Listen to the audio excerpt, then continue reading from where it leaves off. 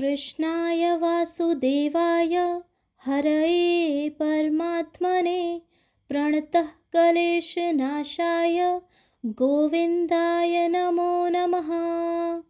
हरे कृष्णा।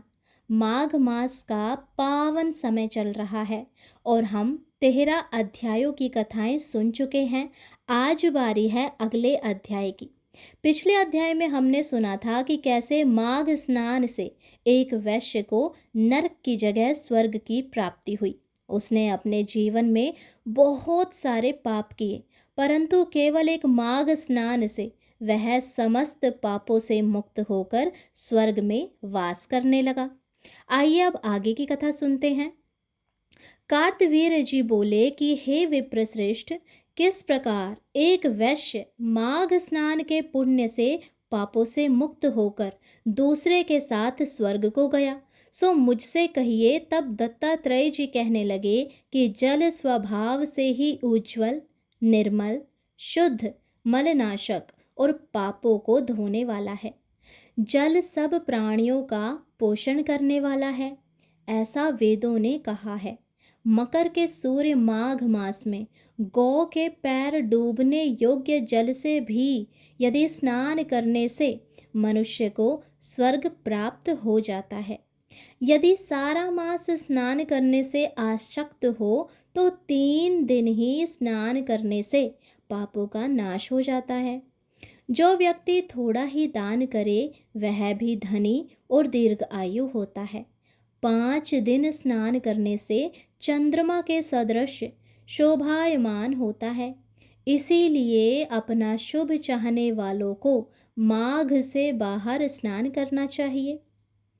अब माघ में स्नान करने वालों के मैं नियम तुम्हें कहता हूँ, सो तुम ध्यान से सुनो। अधिक भोजन का उपयोग नहीं करना चाहिए। भूमि पर सोना चाहिए। भगवान की त्रिकाल पूजा करनी चाहिए। ईंधन, वस्त्र, कंबल, जूता, कुमकुम, घृत, तेल, रुई, वस्त्र तथा अन्न का दान करना चाहिए। दूसरे की अग्नि ना तपे।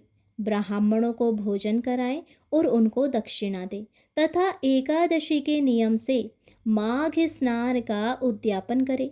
भगवान से प्रार्थना करे कि हे देव, इस स्नान का मुझको यथोक्त फल दीजिए। मौन रहकर मंत्र का उच्चारण करें, फिर भगवान का स्मरण करें। जो मनुष्य श्री गंगा जी में माघ में स्नान करते हैं वे 4000 युग तक स्वर्ग से नहीं गिरते। जो कोई माघ मास में गंगा और यमुना का स्नान करता है वह प्रतिदिन 1000 कपिला गौ के दान का फल प्राप्त करता है। ऐसे ऋषि ने माघ स्नान का महात्म्य बताते हुए इस अध्याय को यहीं पर समाप्त किया। आगे की कथा हम सुनेंगे अगले यानी कि 15वें अध्याय में। यदि आपको ये कथा पसंद आई हो, हमारे द्वारा माघ मास के स्नान की महत्वता अच्छी लगी हो, तो हमें थोड़ा सा प्रोत्साहित कीजिए। उसके लिए आपको इन कथाओं को अपने सगे संबंधियों के साथ शेयर करना है और वीडियो को लाइक करना है।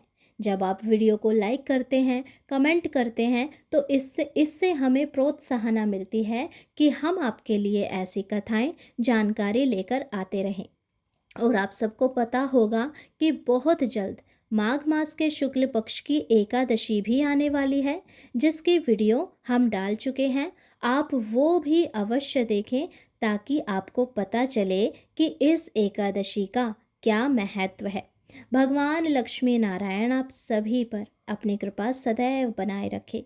हरे कृष्णा। राधे राधे।